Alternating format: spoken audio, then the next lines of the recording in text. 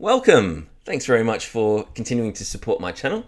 It's really great, the support that I've gotten so far. So hopefully you guys continue to like the content that I put out. And today's video is a bit of an insight into what my taste in movies has been like over the years.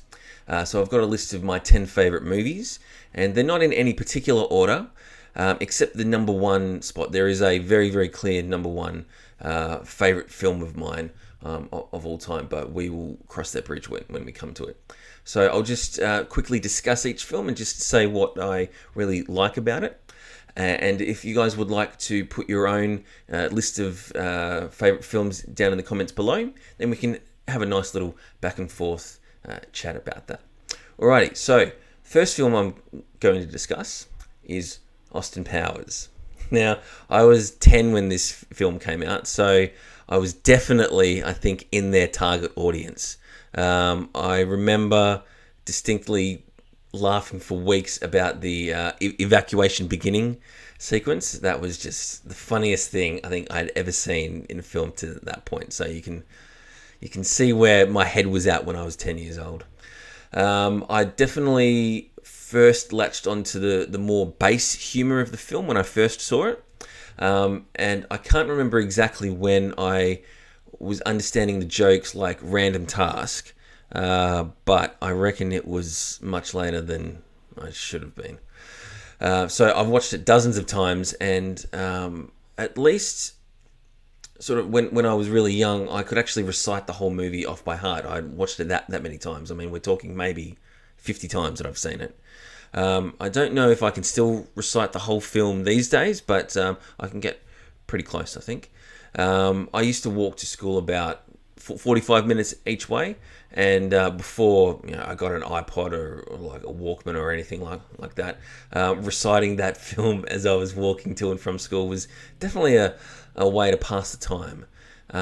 And even the sequels, I like. There are diminishing returns with each sequel, but there is something still to enjoy out of them. So the next film I'm going to discuss is Guy Ritchie's film Snatch from 2000. I think this film is Guy Ritchie at his very best. There are so many great one-liners in this film, and the rewatchability is right up there, I think. I think Guy Ritchie in this film strikes a really good balance between having a fast-paced story with all of these parts, like working parts that are separate at first, but then come together at the end. He balances that really well with making enough room for characters to either monologue and be funny, or just sort of chat and banter amongst themselves and just be hilarious. I think it's really quotable as well. There are many great lines in this film. I'm not going to recite any of them right now, only because I don't want to do my really bad Cockney accent. The next film I'm going to talk about is James Cameron's Terminator from 1984.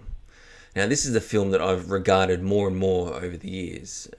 Initially, as a teenager, I rated Terminator 2 higher than this, just because it was this big, bombastic, sort of cool action film.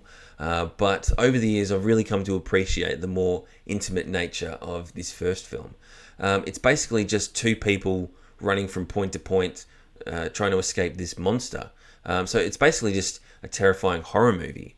Even the biggest set piece of the film, set in the police station, it's shot in these tight rooms and these narrow corridors, and it feels really claustrophobic and terrifying, because the Terminator is just going from room to room, shooting everyone in sight, and it's just overwhelming. And the acting from Linda Hamilton and Michael Biehn is top notch. Michael Biehn's speeches while they're driving away from Tech Noir, and when they're hiding out in the parking garage, I think is one of the best examples of an actor delivering exposition, but still making it captivating and dramatic. And his character has obviously got PTSD from his experiences in the future. And he speaks with such conviction and desperation for Sarah to try to understand the magnitude of the situation. So, that level of acting in an action movie just makes all the difference. And with Linda Hamilton, everyone talks about the transformation that she made for the second film, and how her character had hardened in the 10 years between the two films. But I think her arc in this film is really transformative. She's had this massive responsibility thrust upon her. She basically has to just believe all this crazy stuff that this strange guy is telling her. And I think her speech in the I don't know, it's like this concrete cylinder type thing where they're hiding out before they go to the motel room is, I think, a really relatable reaction. She basically says that you keep telling me that I'm this this great leader or whatever, but I'm just not any of this. And she just doesn't really know what to do with this newfound responsibility she has, but she just puts one foot in front of the other and just keeps going. And I think that's really admirable. And of course, we can't go past Arnold Schwarzenegger, can we? This is probably his best acting he's ever done. His limitations as an actor probably helps him in this role. His lack of expressiveness in his face, I think, is a real asset to the character. It's just it conveys this determination and this single-mindedness that this cyborg has. And I don't think he's acted better in his career than in these first two Terminator films, because it's hard to separate the performances because they're essentially just two sides of the same character. So really great stuff. All right, next up is Scream from 1996. Now, this is also a film that I've appreciated more and more over the years. Again, as a kid, you sort of had this simplistic view of what it is. It's just this cool, funny slasher film. But it's got insane rewatchability. And I think that's really down to the great script and the chemistry between the cast. And over the years, I've read more about behind the scenes and how intricately thought out each of the sort of the killing set pieces were, who the killer was for each victim, and where the killer was for the big set pieces. And they really thought about it so intricately, and that's what makes it such a great film for me. And it's so dense as well, and that lends itself to the rewatchability. Now, there are excellent and terrifying performances from Matthew Lillard and Skeet Ulrich. I think their characters as killers have never been topped in the series. I think the person who's come close is the killers from the latest movie. So we've got Amber and... I should have researched this before. I don't know what the other guy's name is, but they've come closest to having that sort of that crazy look in their eyes, but not overacting at all.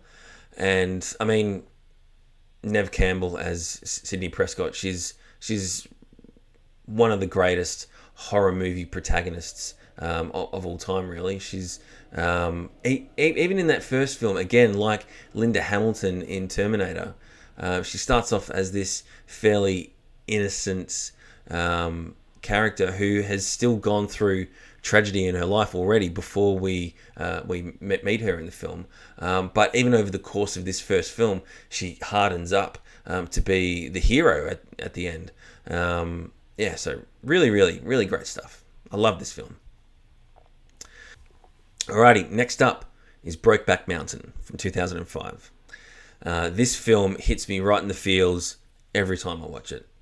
It's essentially a tragic story about two people who love each other dearly, but because of the circumstances of the time and the taboo around gay relationships, they can never be together.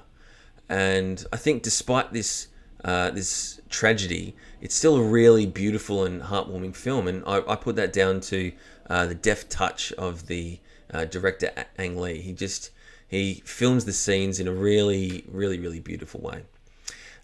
Heath Ledger and Jake Gyllenhaal's performances and chemistry are just phenomenal. They can convey so much emotion with just a look, and they're just not doing anything. And I think because because they're so good together as a couple, it makes it that much more tragic that they can't be together. There are really underrated performances from Anne Hathaway and Michelle Williams. I think they're really the audience surrogates, I think, in the film. And Michelle Williams in particular, I think, bears the majority of the emotional punishment from knowing her husband's secret, and the look that she has in her eyes when she sees Ennis and Jack kiss. I think so much is done in her face just to convey the horror, and just nothing will be the same for her going forward, and that's really, really, really sad. Next up, just to lighten the mood a little bit, is The Lion King. Now, this is without doubt my favourite animated film of all time. The songs, the script, the voice acting, the humour, it's just firing on all cylinders. This was the first movie I remember seeing in a movie theatre. I was about 6 years old, and of course, I mean, I bawled my eyes out when Mufasa died. If you don't, you're just a robot. I mean, there is something wrong with you if you don't cry every time you see this, even after seeing it dozens of times, like I have. Now, I haven't seen the 2019 version, and I don't think I will. It wouldn't really be fair on the film, considering how highly I regard the animated version.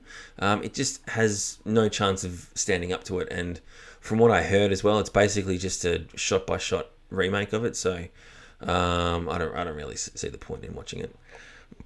Now, what's interesting behind the scenes is that they were making this at the same time they were making Pocahontas, and Disney put all of their A-grade talent onto Pocahontas because they had a lot more faith in that project. They thought it was going to be a lot more successful than The Lion King, and the people on the people working on The Lion King knew this and just wanted to prove that their project could be just as good. So they were so invested in that film, and just goes to show. I mean, aside from other issues with Pocahontas, I think it's pretty much universally recognized that The Lion King is the superior film, which just goes to show that having that investment and passion in a project makes it so important to making great art.